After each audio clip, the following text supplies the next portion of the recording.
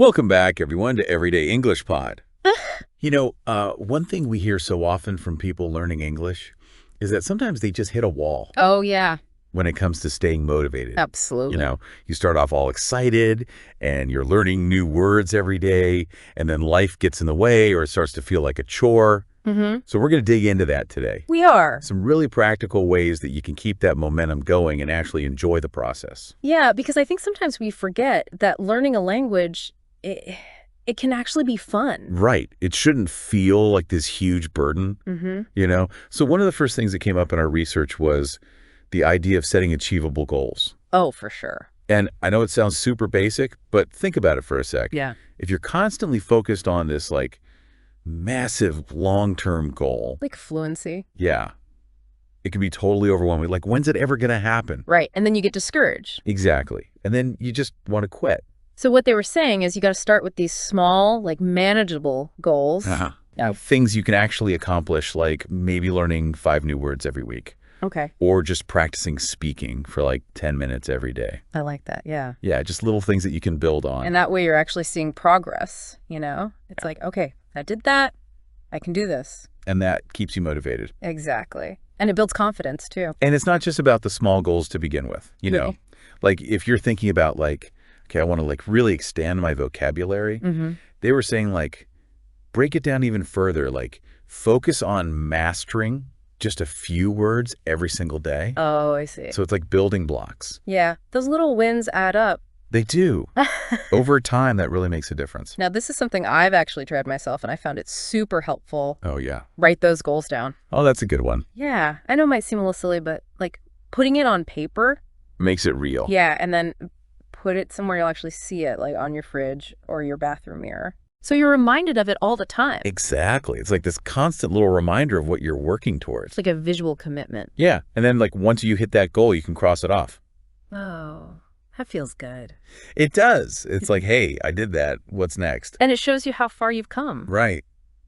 So it's motivating in 2 ways, Definitely. And another thing they mentioned was rewarding yourself for those small victories. Oh, yeah. Like a little celebration. Exactly. Maybe grab your favorite coffee or take a break and watch a funny video. Ooh, I like that idea. Yeah, it's like positive reinforcement. Yeah. You're training your brain to associate learning English with something enjoyable. I think that's so key because sometimes we forget to acknowledge those little achievements. We do. We're always focused on what's next. Yeah, and it's easy to get caught up in comparing ourselves to other learners. Oh, yeah, that's a big one. Like seeing someone who's fluent and thinking, I'll never get there. Right, but everyone learns at their own pace. That's so important to remember. It is, Some people might pick it up faster than others, and that's okay. Yeah, not a competition. Exactly. You got to focus on your own progress. Celebrate your own wins. Okay, so let's move on to another really crucial part of staying motivated. All right. Routine, like actually setting up a regular study schedule. Oh, that's so important. It is, because if you're just kind of winging it, fitting in whenever. You're less likely to actually do it. Right. It's like anything else. If you don't make it a priority, it just falls off the radar. So they recommend actually setting aside a specific time each day for English practice. Okay. Treat it like a meeting or an appointment that you can't miss. So I'm putting in your calendar. Exactly. And even if you can only spare 20 minutes, that's better than nothing. Okay, so it's more about consistency than the length of time. Yes. Consistent short bursts are way more effective than these marathon sessions every once in a while. Oh, that makes sense. It's like you're constantly keeping your brain engaged with the language. And it becomes a habit. Yeah. Exactly like brushing your teeth. You don't even think about it. You just do it. Okay. But let's be real. Life happens. Oh, it does. We miss a day here and there. Don't beat yourself up about it. Yeah, just get back on track the next day. Exactly. It's about the overall pattern, not perfection. And to keep things interesting, so you don't get bored. Yeah. Mix it up. Variety is key. Yeah, one day you could watch a movie in English. Oh, I love doing that. Me too. And then the next day you could try some grammar exercises online. Or listen to a podcast. Ooh, or find a language partner to practice speaking with. So many options. Right. And there's so much cool technology out there that can help you stay on track too. Oh, yeah. Like reminder apps or those language learning apps that send you notifications. Little nudges to keep you going. Yeah, they can actually be really helpful. They can, especially when life gets busy and you start to forget. Okay, so we've talked about goals routine. But here's the thing.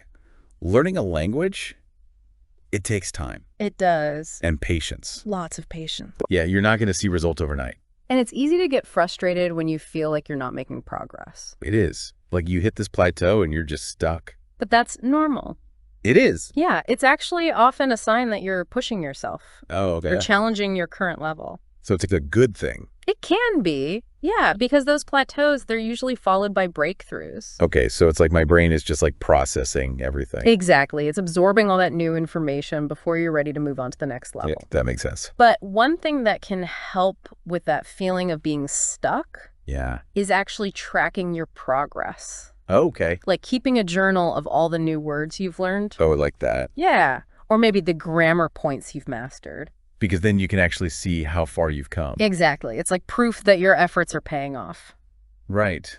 And it's so easy to forget all the little things you've learned along the way. We do. It all kind of blends together. And speaking of forgetting, we also need to remember our why.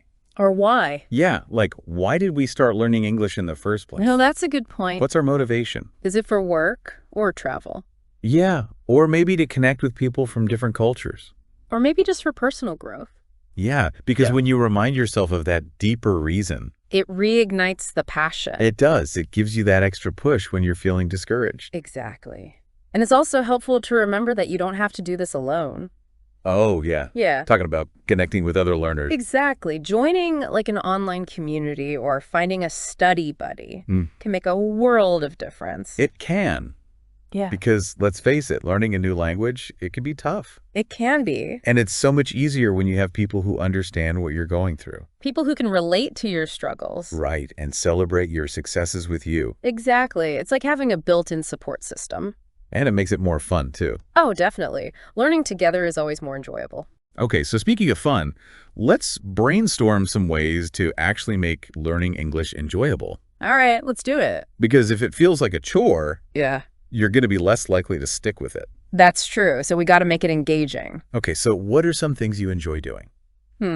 Well, I love listening to music. Me too. So try listening to music in English. Oh, and pay attention to the lyrics. Yeah, you can learn so much new vocabulary that way. And it's fun. Exactly. And how about watching movies or TV shows? Ooh, yeah. With subtitles at first if you need them. Definitely. And then as you get better, you can try turning them off. That's a good challenge. It is. And you can also play games that involve language. Oh, like what? Well, there are tons of apps and websites that have like fun quizzes and games. Oh, yeah, I've seen those. They're great for reinforcing vocabulary and grammar in a fun way. And they're usually pretty short, so you can fit them in even when you're busy. Right. And don't forget about YouTube. Oh, yeah. There's so many awesome channels that teach English in a really engaging way. There are. And lots of podcasts, too. And if you're into social media, Yeah. you can follow English-speaking influencers or educational pages. It's all about immersing yourself in the language. Right. Even when you're not actively studying. Exactly. You're just absorbing it naturally. Oh, and one more thing, finding a language exchange partner. Oh, that's a great idea. It is. You can connect with someone online who's a native English speaker and wants to learn your native language. So you can help each other. Exactly. And it's a great way to get real-life speaking practice. Plus, you're making a new friend. Now, let's talk about something that I think a lot of people struggle with. What's that? The fear of making mistakes. Oh, yeah. That can be paralyzing. It can. Because you don't want to sound stupid, or you're afraid people will judge you. But you have to remember that mistakes are a natural part of the learning process. They are. Yeah. Everyone makes mistakes, even native English speakers. Really? Oh, yeah, all the time. Oh, that makes me feel better. It should. It's not about being perfect. It's about communicating. Right, because even if you make a mistake, people can usually still understand what you're trying to say. Exactly. And each mistake is actually a learning opportunity. How so? Because it helps you identify the areas where you need to improve. Oh, I see. It's like pinpointing your weaknesses so you can focus on them.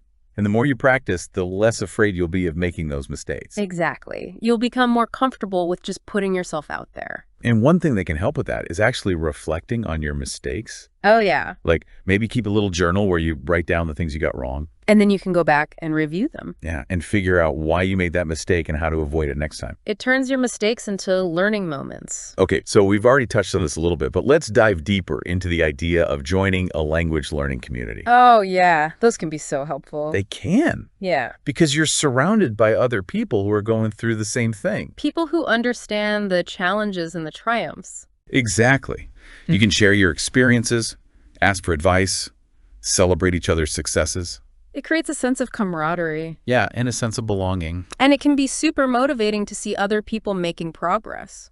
It's like you're all in this together. Exactly. And a lot of these communities, they offer like challenges and activities. Oh, yeah, to keep you engaged. Right. And you can often find study buddies within these communities. That's a good point. Yeah, you can team up with someone who has similar goals. And keep each other accountable. Exactly. You can set study goals together, practice speaking together. And help each other stay motivated. It's like having a built-in cheerleader. And a lot of these communities, they have tons of free resources, too. Oh, yeah. Like worksheets, grammar tutorials, practice tests. All kinds of stuff. Yeah, it's like a treasure trove of learning materials. And it's all free. Okay, now, have you heard of the SMART goal system? I have, yeah.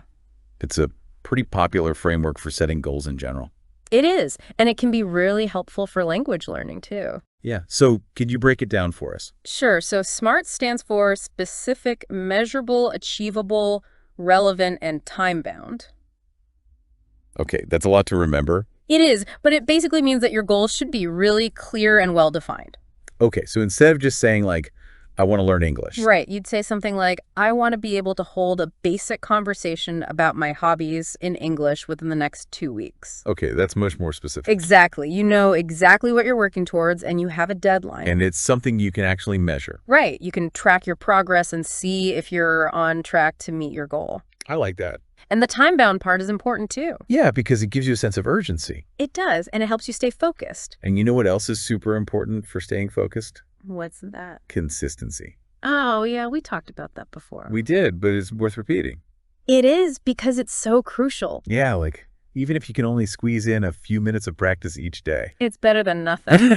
It is. It's those little consistent efforts that really add up over time. Like we said before, it's like watering a plant. You got to do it regularly. Exactly.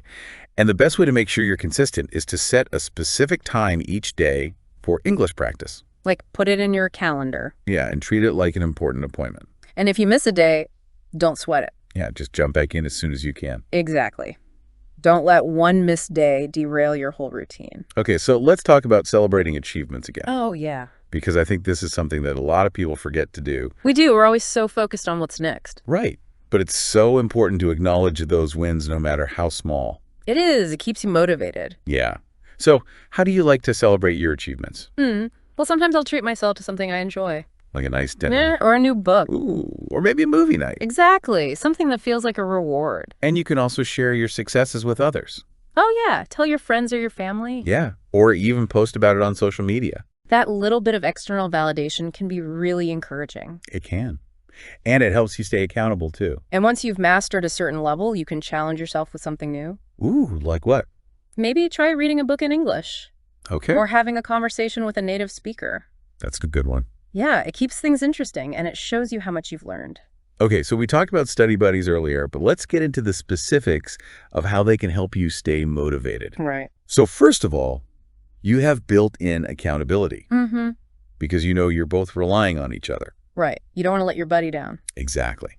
And you have someone to practice with. Yeah. You can quiz each other, practice speaking together. And share resources. And tips and tricks. And celebrate those milestones together. It's like having a partner in crime. Yeah. And it makes studying more fun. Definitely. And you don't even have to be in the same place. Oh, yeah. You can find online language partners. Exactly. There are tons of websites and apps that connect language learners from around the world. So you can literally find someone who speaks your target language and wants to learn your language. It's a win-win.